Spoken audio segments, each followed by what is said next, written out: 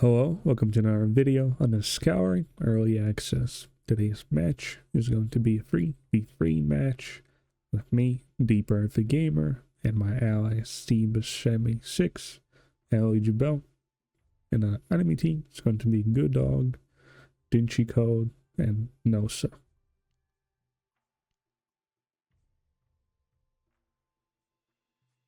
Right here I spawn as the white orc player.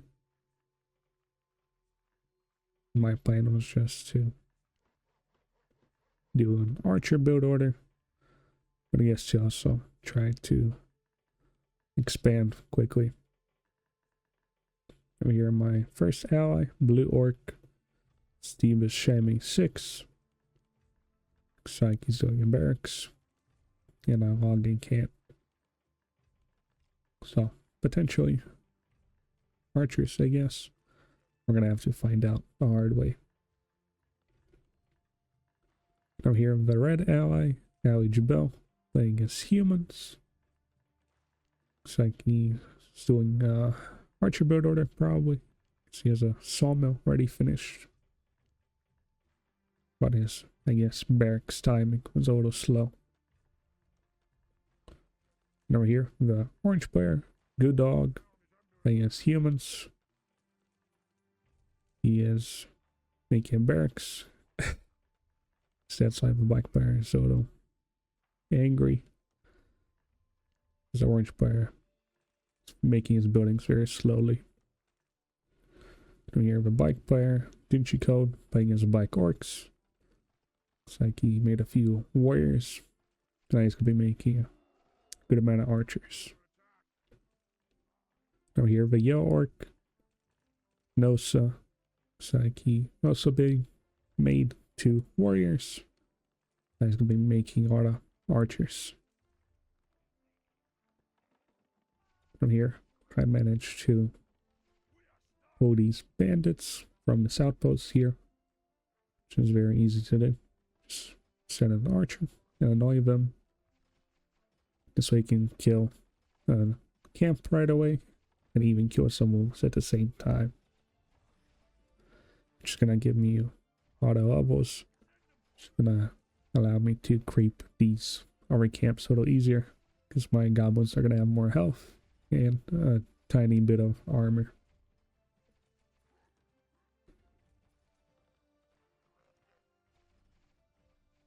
And of course I made 1 warrior just to capture this outpost. Now here you can see my ally Blue is having some kind of trouble with food. I guess he's just spamming a lot of workers. He's a little confused, I'm not really sure. Maybe he's just hanging around and watching the scenery. Over here, red. Got a few archers. It's killing some wolves. It's relatively normal, I guess, production, gameplay. Over here, orange. Made a good amount of swordsmen. Now it's going to be making a lot of archers.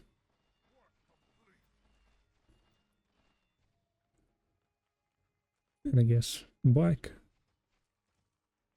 Getting pretty close here.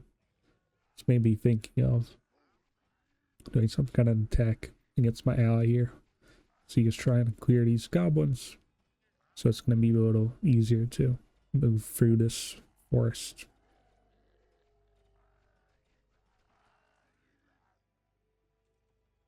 And I guess yellow's kind of hanging around. Maybe killing some wolves. Now he's moving out to do more stuff. In the meantime, I was able to make a good amount of archers. Saved up some resources to make a second clan hall. After clearing these goblins here, of course.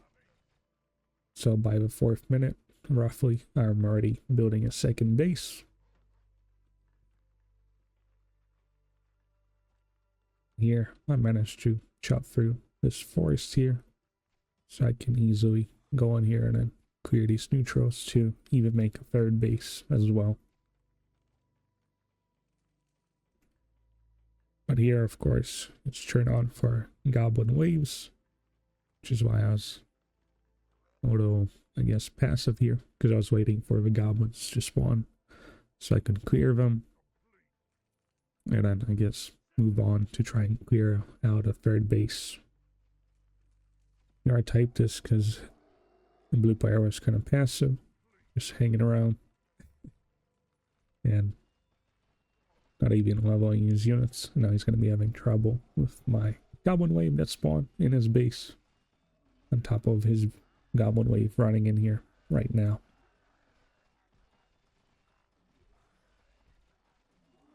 I guess on top here, Mike is clearing his goblins. So is yellow. And I guess the waves kind of come in a certain order. So red, I guess, it's going to be the final one to get his goblin wave.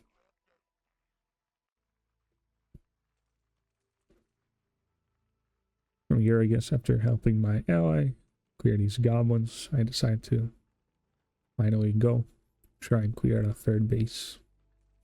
In here, started making a forge, getting a tier 2. This way I can get the archer damage and a logging camp. Should make my archers a bit more effective.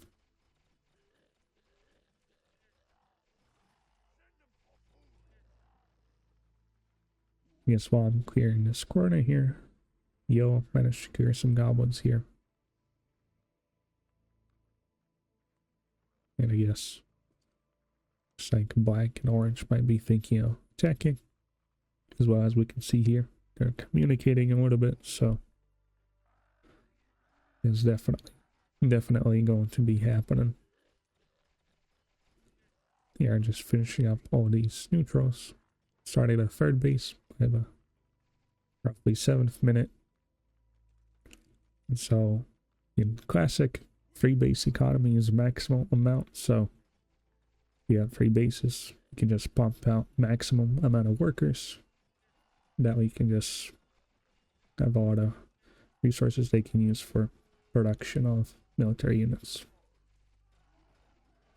And here my ally gets attacked by 2 people.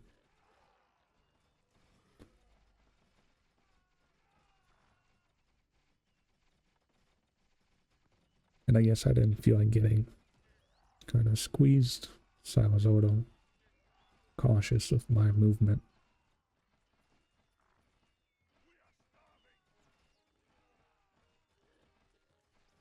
Here, pretty much my ally lost all of his archers, but he kind of didn't realize, or didn't really feel like even doing the peasant bows upgrades so he can use his workers to fight, which was a little strange. And here I got bombarded, and I thought there was going to be more mortar shots coming, so that's why I went down here, which is why I lost all my archers here. But I guess I could have just hanged around here, because I didn't know there was only 1 cannon here. So after losing my whole army, send in reinforcements, few workers, and they do have a bow ability, so could be some kind of firepower here. But first I try to snipe the cannon first. This way I couldn't bombard my workers here. And it looks like my blue ally decides to surrender. Maybe he was a little, or he got tired of maybe playing. I'm not really sure. Or maybe losing all of your workers was a little too frustrating for him. So pretty much now it turns into 2v3. But I do manage to have a free base economy, you could say. And so I'm just going to be pumping out workers non-stop until I get a maximum amount. And that way I can just keep on producing all the units, cannons. Here I even started making a few cannons myself. A second barracks, so I can produce all the military units.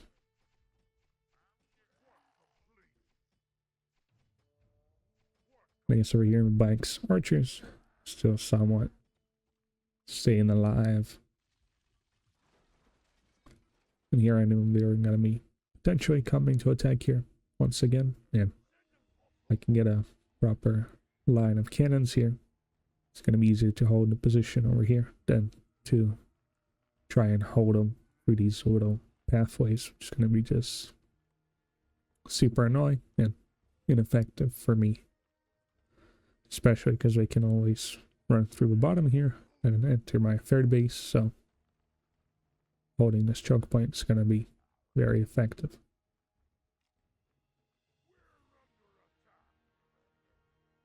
Here they decide to attack. But I only have a handful of archers, a few cannons.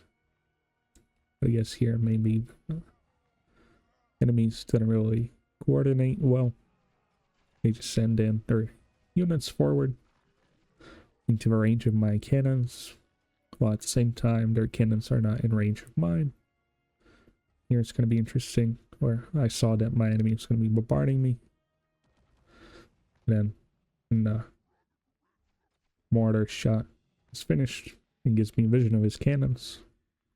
And this way I was able to snipe his cannons here, even though I didn't have artillery myself. As cannons have like a minimum vision, but you can shoot across this whole area, but there are no other units around, and their effective vision doesn't really go across their whole full shooting range, you could say, because they can only shoot for here unless they have vision, and then they can shoot all the way up to here pretty much, which is why I was able to somehow kill out of these cannons. The little positioning, you could say. Oh, and over here I asked my ally to help me out, because he was kind of sitting in his part of the map. Nothing was really happening. No one was attacking him, so might as well work together to push these enemies out of this position. Of course, here I got the shield ability, so I'm going to be able to just block all of this fire from the cannons. Just going to allow my ally to lose very few, or basically no, archers himself. Which is precisely what happens here. Just kill all these cannons, and my ally only loses a single archer. So it's one way to use warriors effectively. Pretty good with a combo of archers. And here I was just sending out more stuff. But I think I still didn't research the artillery, so my cannons are here mostly to just hold the line. I guess we're already here, so might as well go and try and attack.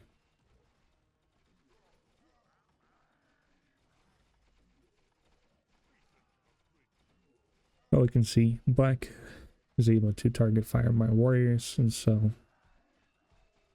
it's kind of difficult to take care of all these ranged units on his barracks.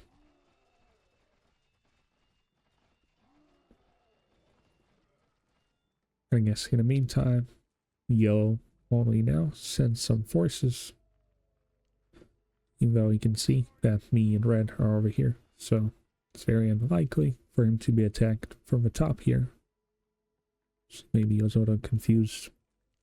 So yeah, that's most of his army here, instead of helping his allies.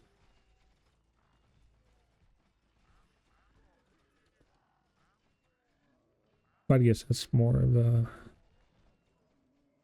game knowledge issue, because if you see that all the enemy players on one side of the map attacking, then they're just going to be very unlikely to attack from a different side. Because we also have to have some units to defend themselves, so moving out is going to be a little too risky. Of course, because of goblins spawning, so That way, can't really move out on the map without taking a big risk. Here I saw that the goblin waves were here, so I thought maybe I could annoy the black player here, kill his units on his barracks, or just annoy him in general, and force his workers to shoot my warriors, which is not gonna allow him to gain any gold, while also wasting his time, because his workers can't level up. Unlike there'd be a group of goblin archers, which if they would level up would be not a good waste of warriors, I guess. Because they would level up and then be very powerful archers. Here, of course, the black players aren't really mining, or not mining much. And because of these goblins, he's still forced to have his workers on top of his buildings. His yellow, I guess, was pretty slow to help him. Orange here is still somehow alive, but somehow red is bullying the orange player by just killing his workers with this very small Robin Hood ranger force, you could say. Of course, here I already reached my maximum worker limit. Got a tier 3, got a worker upgrade, so I have even more supply. And I'm already getting angry munchers of some warlocks sprinkled in.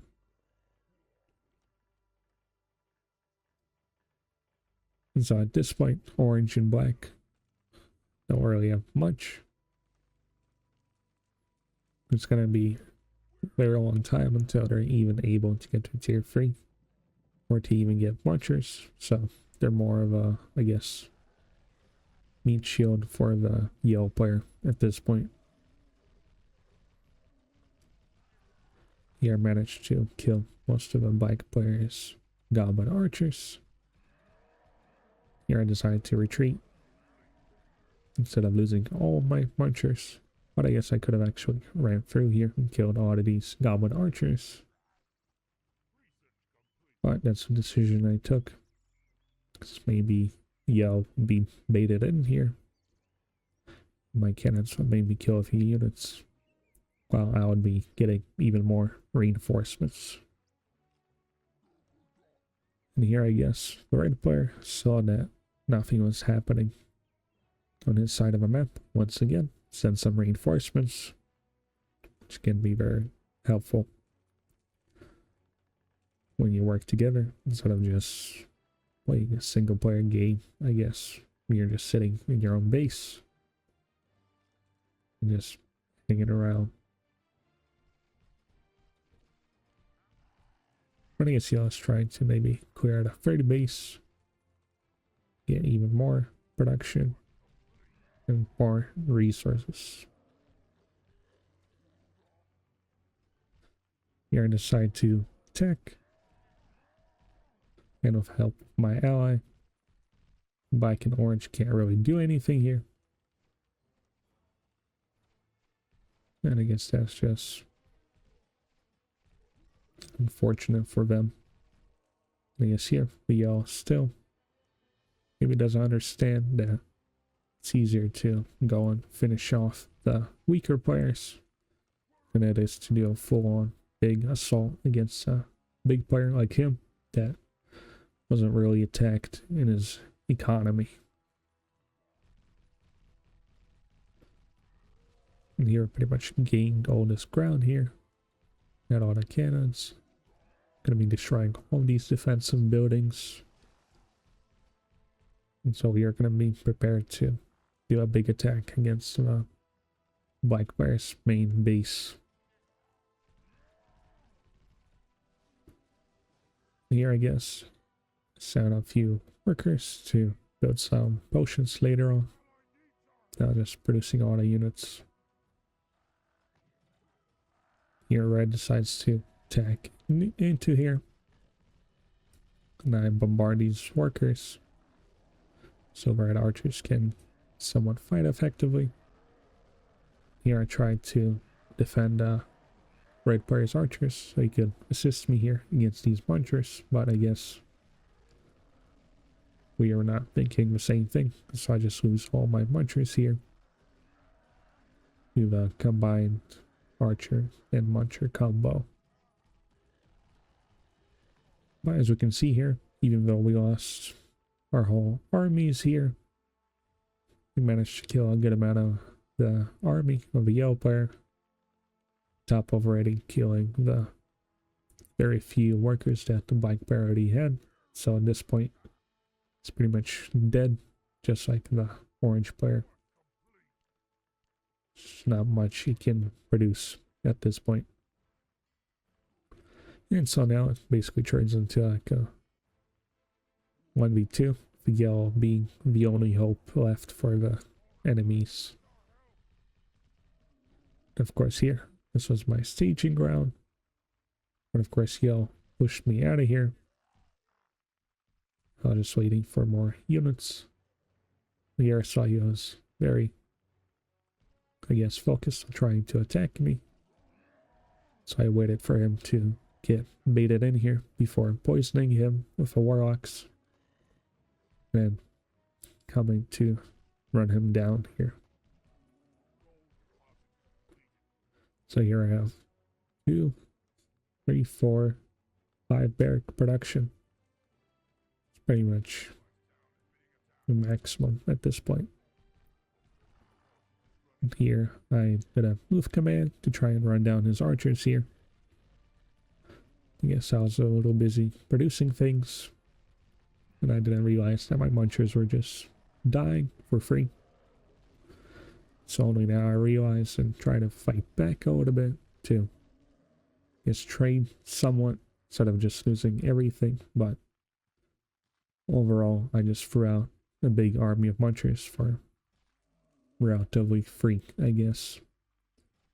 Even though I did kill a few archers, it was a lot of munchers lost. Here Yo decides to attack, but on top of poisoning him and surrounding him, my warlocks are able to melt away his munchers with a lifesteal ability that can consume units when they're below 50% of their maximum health. Just like this muncher here. You can use lifesteal and just take his health and give it to your warlock, pretty much. And here, after losing his army in a very inefficient way, where I lost very few munchers myself, I guess Yellow decides to surrender, thinking that he can't really win the game in a 1v2 type of scenario, or these kind of odds. Anyways, let's see the results. And here you can see I managed to mine a lot of gold. Roughly around 12k more than the enemy's macro player, because I just had the third base very quickly, which allowed me to have very big production, as we can see here, on top of me pretty much fighting most of the enemies. But red was still helpful when I asked for help, or when we were just working together as one big army. Anyways, if you liked the video, you can leave a like, leave a comment. If you want to see more videos on the Scouring Early Access, then you can subscribe. Thanks for watching, and goodbye.